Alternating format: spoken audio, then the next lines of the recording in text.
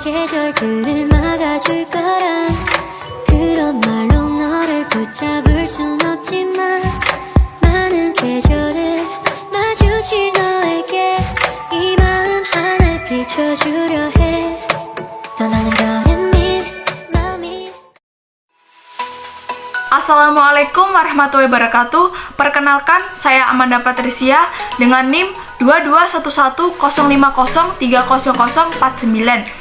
Saya dari Prodi Akuntansi Syariah 2. Di sini saya akan menjelaskan tentang pengertian dan prinsip-prinsip distribusi serta tujuan distribusi pendapatan dalam Islam.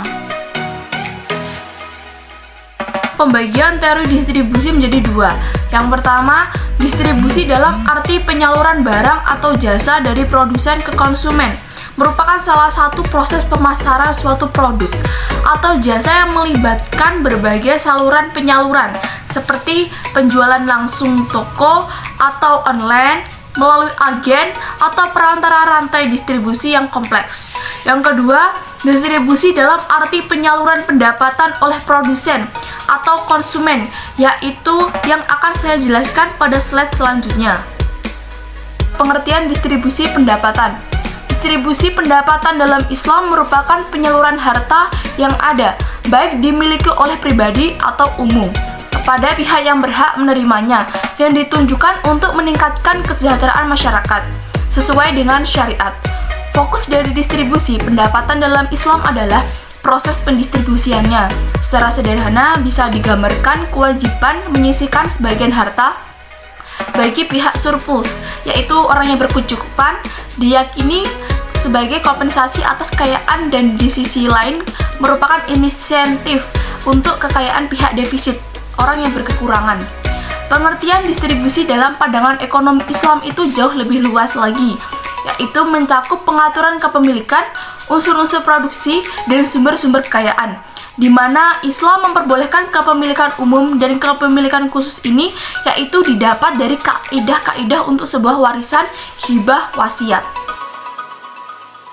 Pengertian kekayaan adalah harta benda yang dimiliki seseorang yang digunakan untuk memenuhi kehidupannya sehari-hari maupun dalam jangka waktu yang panjang. Pengertian distribusi kekayaan yaitu penyaluran harta yang dimiliki seseorang kepada orang lain dalam bentuk kerjasama yang saling menguntungkan antara kedua belah pihak. Selanjutnya yaitu prinsip-prinsip distribusi dalam Islam. Yang pertama, larangan riba dan gharar. Pengertian riba adalah tambahan uang atas modal yang diperoleh dengan cara yang tidak dibenarkan syara. Apakah tambahan itu berjumlah sedikit maupun berjumlah banyak, seperti yang disyariatkan dalam Al-Quran. Gharar yaitu ketidakpastian dalam transaksi yang diakibatkan dari tidak terpenuhinya ketentuan syariah dalam transaksi tersebut. Yang kedua, keadilan dalam distribusi. Yang dimaksud yaitu suatu kondisi yang tidak memihak pada salah satu pihak atau golongan tertentu dalam ekonomi, sehingga menciptakan keadilan yang merupakan kewajiban dihindari dalam ekonomi Islam. Yang ketiga, sesuai konsep kepemilikan dalam Islam, di mana Islam mengakui hak kepemilikan pribadi terhadap harta benda dan membenarkan kepemilikan harta yang dilakukan dengan cara halal, merupakan bagian dari motivasi manusia untuk berusaha memperjuangkan kesejahteraan dirinya dan memakmurkan bumi, sebagaimana kewajiban bagi seorang khalifah. Sebaliknya, tidak dibenarkan penggunaan harta pribadinya sebebas-bebasnya, tanpa batas dan kehendak hatinya. Yang keempat, larangan menumpuk harta, di mana dalam Islam membenarkan hak milik pribadi, namun tidak membenarkan penumpukan harta benda pribadi sampai batas-batas yang dapat merusak fondasi sosial Islam. Karena penumpukan harta berlebihan bertentangan dengan kepentingan umum yang berimbas pada rusaknya sistem sosial dengan munculnya kelas-kelas yang mementingkan kepentingan pribadi.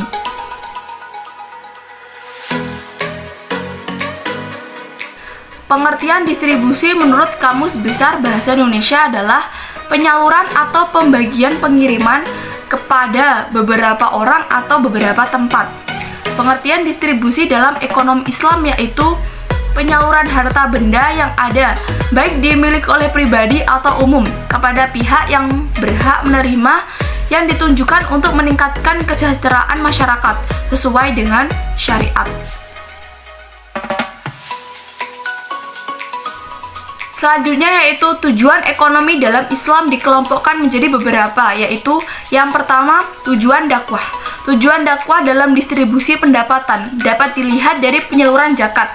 Misalnya penyaluran zakat kepada para mu'alaf yang memiliki tujuan dakwah untuk orang kafir yang diharapkan keislamannya memiliki tujuan yang jelas, yang artinya orang-orang yang menyerahkan sebagian harta mereka kepada Allah, berarti mereka menujukan jiwa mereka kepada iman dan ibadah-ibadah yang lain sebagai bentuk pelatihan kepadanya. Yang kedua, tujuan pendidikan secara umum. Yang kedua, tujuan pendidikan secara umum. Tujuan pendidikan yang terkandung pada distribusi pendapatan dalam perspektif Islam adalah pendidikan akhlak al-karimah, seperti memberi, berderma, dan mengutamakan orang lain, mensucikan diri dari akhlak tercela, seperti pelit, loba, dan mementingkan diri sendiri. Yang ketiga, tujuan sosial. Tujuan sosial terpenting dalam distribusi pendapatan adalah memenuhi kebutuhan kelompok yang membutuhkan dan menghidupkan solidaritas di dalam masyarakat Islam, mewujudkan keadilan di tengah masyarakat, mengikis sebab-sebab kebencian dalam masyarakat yang akan berdampak pada terrealisasinya keamanan dan ketentraman masyarakat. Yang keempat, tujuan ekonomi. Distribusi dalam ekonomi Islam memiliki tujuan sebagai berikut. Yang pertama, pengembangan dan pembagian harta, baik dalam bentuk infak maupun iuran wajib. Dengan hal ini dapat mendorong untuk menginvestasikan hartanya di jalan yang benar. Yang kedua, memberdayakan sumber daya manusia yang menganggur.